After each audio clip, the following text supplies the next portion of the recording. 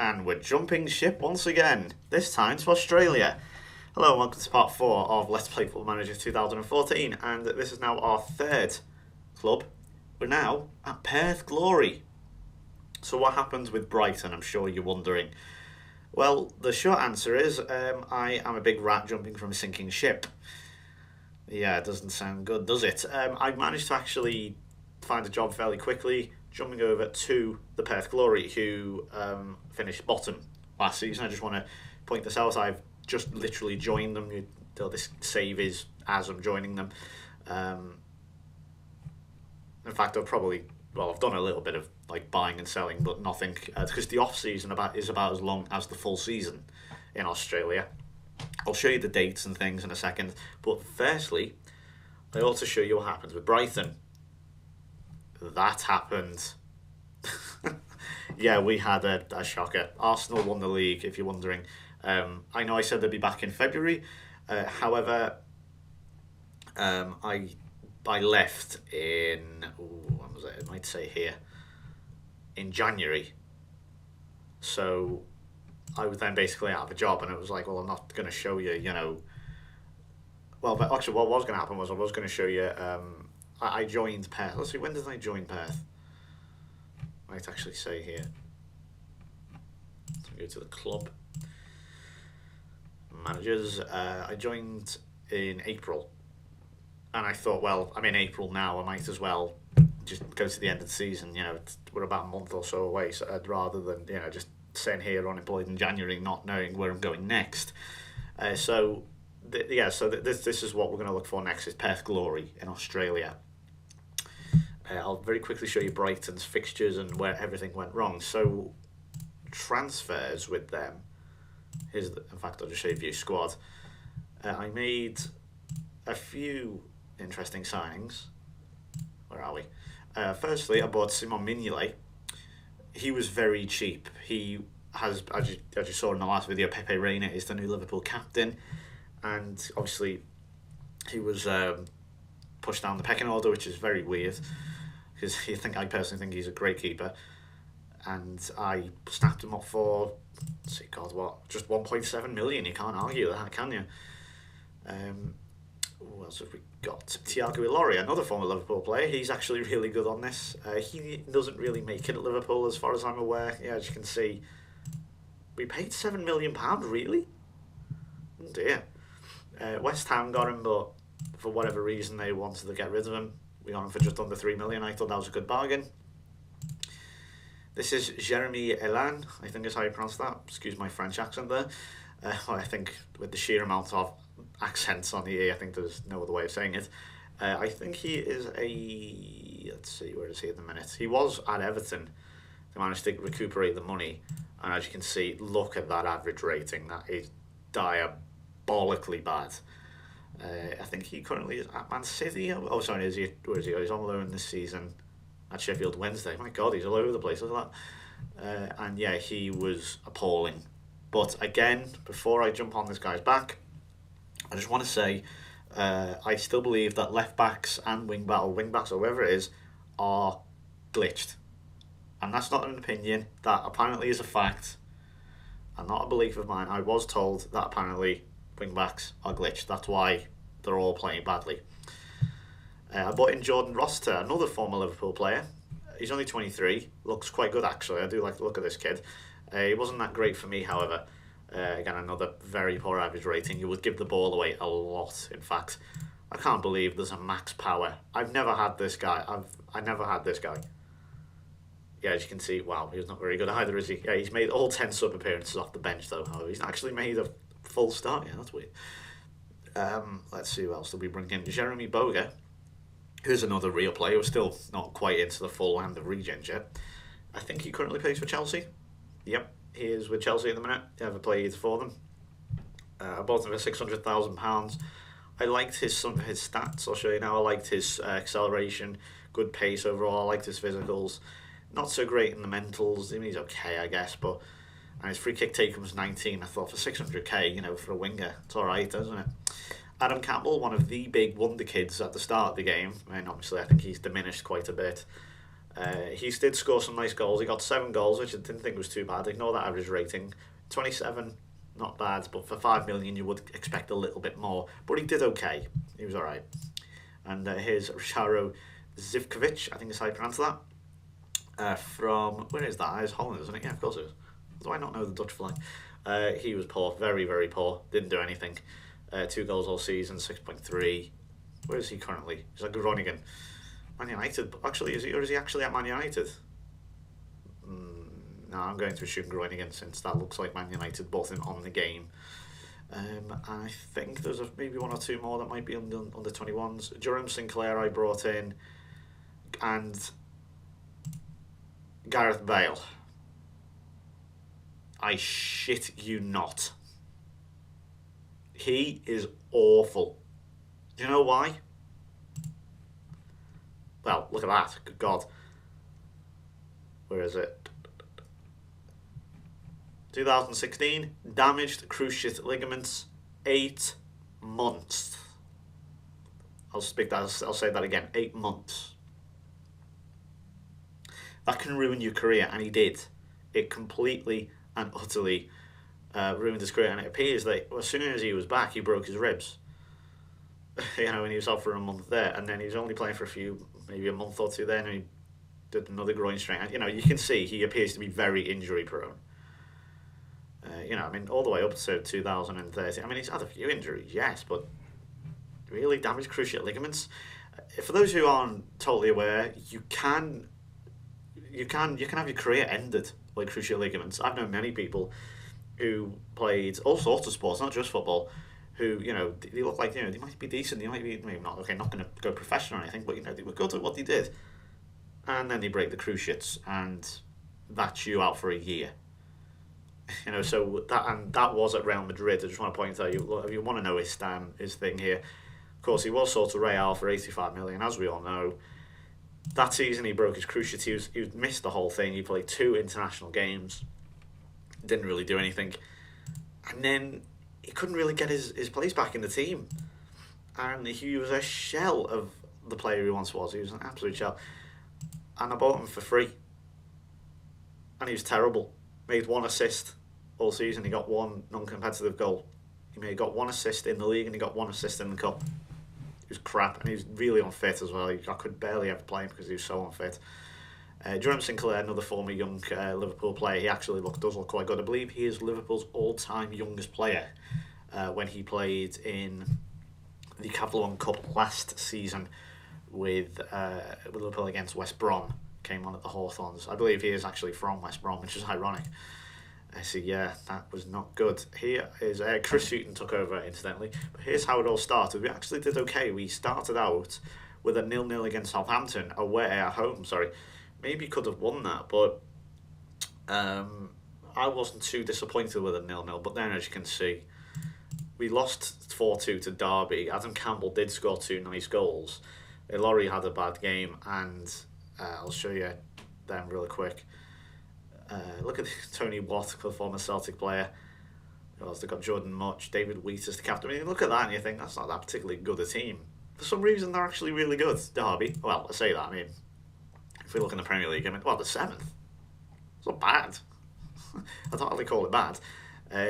We lost 2-0 to Burnley. That was almost always going to be a banana skin, which we were going to slip up on, because I always find promoted teams who then play in the Capital One Cup, and even in the FA Cup, almost always lose in the second round, because, I don't know why, but they just do. They lose. We got absolutely destroyed by Chelsea 6-0. And look at those ratings. That's just sad.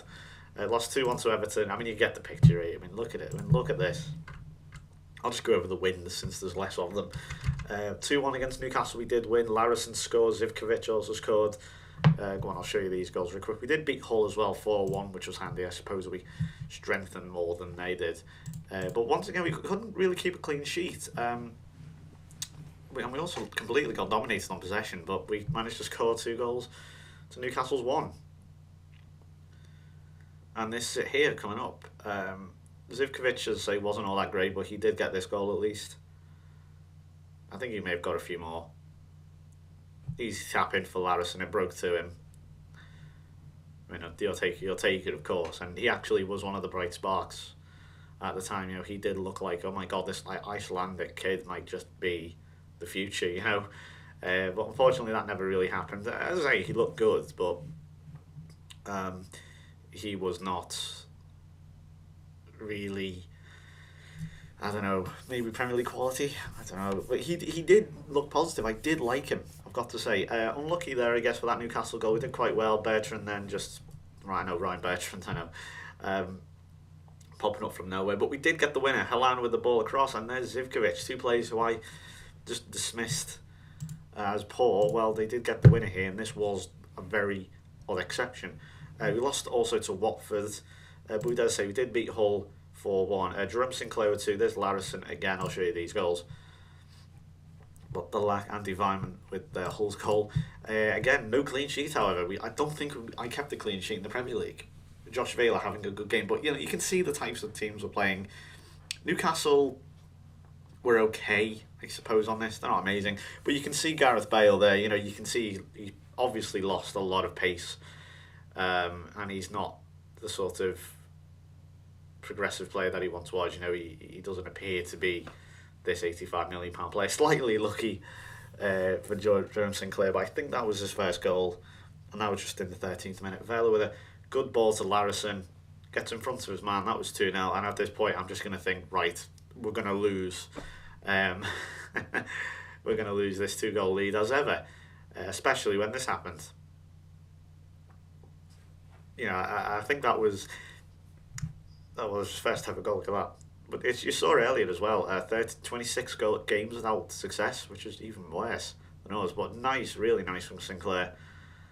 And that was in the 83rd minute. That killed the game completely. So it wasn't as comfortable as you think, just to say that. And Ash Taylor then putting the icing on the cake there in the 86th minute, 4-1, making it look a lot more comfortable than what it was. We did get a nice draw against Cardiff. Jerome Sinclair didn't have a good game, but Zivkovic did also score. I think maybe a second game, or a second goal or something. Beat Stoke 1-0. Campbell with the goal. Again, just, that was in December. I think that was literally it then. I think I left. Yeah, I think that Derby defeat, that stopped me completely then. That was this Man United game. I thought, I looked at this run, Everton, Arsenal, Newcastle, and I was like, fuck that. I'm not doing that. So Chris Hughton came in. How many did they win? They won 3 more games all season. They beat Cardiff 1-0. They beat Liverpool 1-0, obviously.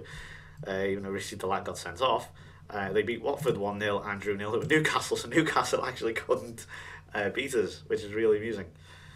Unfortunately, they lost to Stoke 1-0, and wow, look at that. But you can just see how bad they were. 81 goals conceded, decimation, absolute destruction. So we went down with Cardiff and Blackpool. We kind of deserved to, really.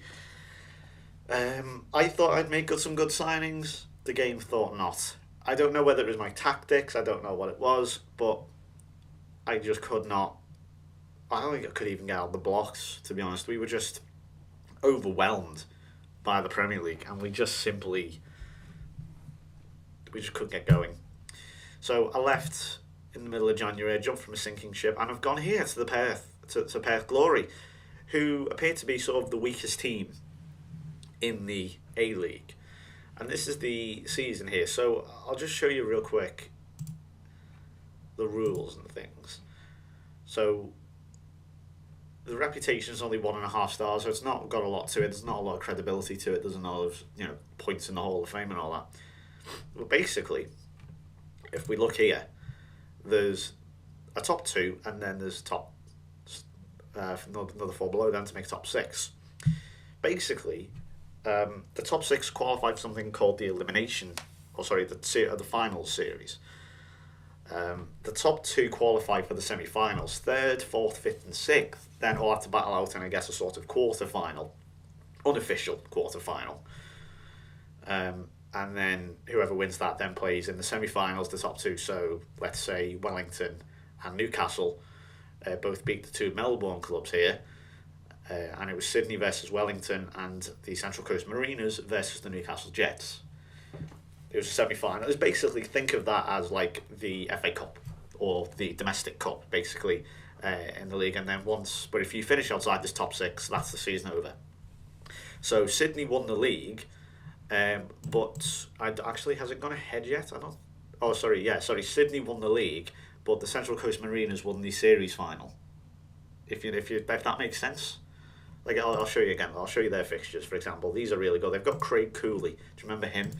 The regen. I think was his name Craig? I can't remember what it was. He was certainly called Cooley, the Liverpool regen, who appeared to be Stephen Gerrard incarnate on FM13.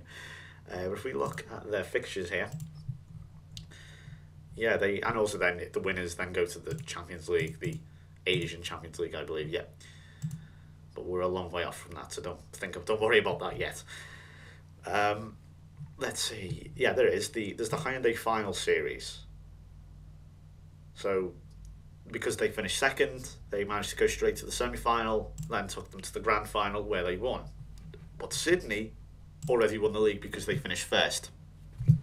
So if we look at the rules, again, we'll say the top teams play for elimination final, top 2 teams qualify for the semis. So I'll just reiterate that again. One team qualifies for the Asian Champions League group stage, and the other team qualifies for the preliminary round. Places are allocated by winner of the Grand Series final and the league position. And for some reason, Wellington, because probably they're New Zealand, don't get entry into this for whatever reason. But these are the transfer windows, or 15th of August, 6th of November, and 8th of January to 5th of February. The winter window, or summer, I guess, if we're in Australia, is virtually identical to the Western one. However, because the season's all different, it runs from October to April, so basically mid-October to mid-April, which is weird, I know. So the transfer window is a bit higgledy-piggledy. So you then have 6 months of off-season. You know what I mean? So as I say, the off-season is as long as the full season itself. Trialists are not allowed to play. You've got to have one goalkeeper on the bench. Players signed on free transfers can be registered at any time. 5 subs. You can have a squad size of 23 players. And this threw me for a bit, because if a player isn't registered, their contracts get binned and they're released, which is weird. You can only have 5 foreign players now. Basically, if they're not Australian, you can have 5 non-Australian players. I'm not sure about how it works with New Zealand players, though. They're really weird. Marquee signings are interesting. So that's what Emil Heskey is to the Newcastle Jets. I think it's what Harry Kewell is at the minute to... Where is he? I think he's at Melbourne Victory. I could be wrong. No, he's not at Melbourne Victory, because we played them in pre-season. Where is he? He's the manager on this, incidentally. I think Sydney. I think he is. Let's have a look. Yep, Sydney. He's the manager, but in real life, I think he is their marquee signing. It's one player whose wages aren't going into the salary here, max squad size, excluding marquee players. So if you want to have a read of this in detail, feel free to pause the video. Well, yeah, they are the basic rules. So as I say, I've not played this yet. I joined basically when the season ended. So if we bear in mind the rules, season ended on 12th of April. I came in, I probably should, hang on, let's go to Perth. They actually won, by the way, in 2018, which is interesting. I joined pretty much as the season ended. So, Perth, if you're wondering, are a team with not a lot of good players. Financially, they're not brilliant. You know, there's not much scouting. Transfer budget, that you can get an idea there. Although, which is something quite weird. You know, when you go to search, there's always like a transfer budget here, on wage budget and stuff. There's nothing there. So to find the transfer budget, which is a bit weird, I don't know why they've done this, you've got to go here and see it. So, something a bit weird. Moving on to, let's see, the team itself then. Trying to think where to go. So now I've brought in 1 or 2 players already. We'll see how they go. This team will obviously continue to change over the next 6 months or so, 4, 5, 6 months.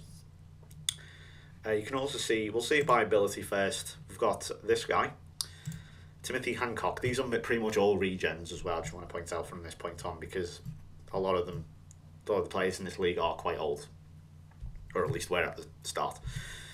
He's got 4.5 star potential. He mostly plays as a target man. As you can see, 6'6", so he's good for flick-ons. He is a good New Zealand player as well.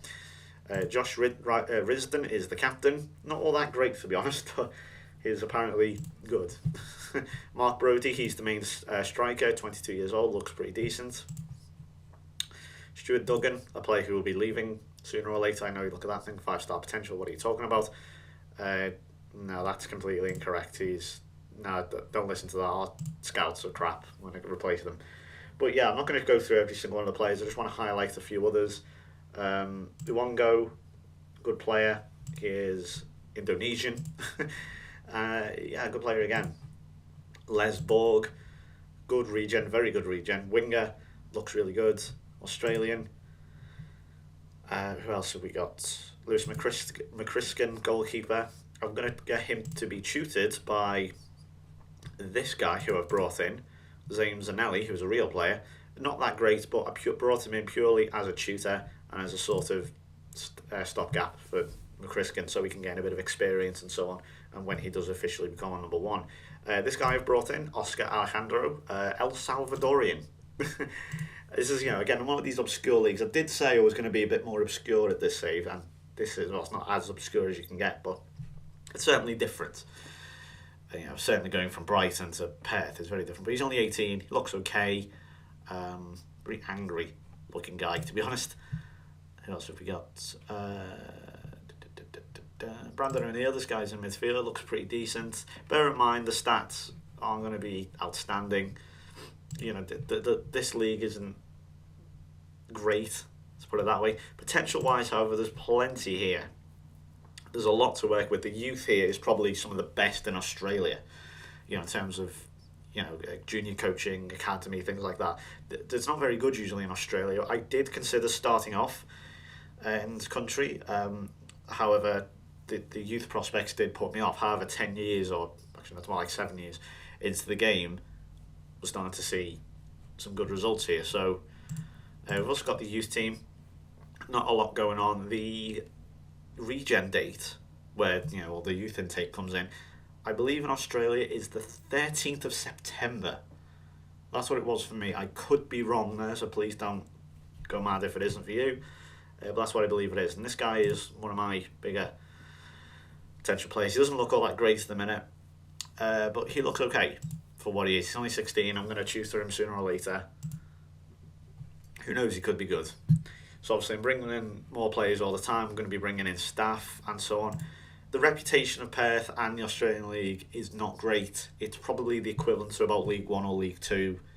But it's something different. We've also got this guy coming in who I would not bother to remember because he's one of the worst players I've ever signed. I just want to say that right off the bat. He's awful. Angel Hayanakari? Something like that, I don't know. But he's not worth remembering. He's terrible. But once again, he falls foul of this wing-back glitch that appears to be plaguing the game. So, yeah, this is another update video where I've switched clubs. I know I did say it was going to happen, so please bear with me if you don't like that. Don't ever claim to be stable. I think the whole thing of staying at a team for 15, 20, 30, 40, 50 years is now gone for me. I don't think I can have that sheer sustainability anymore.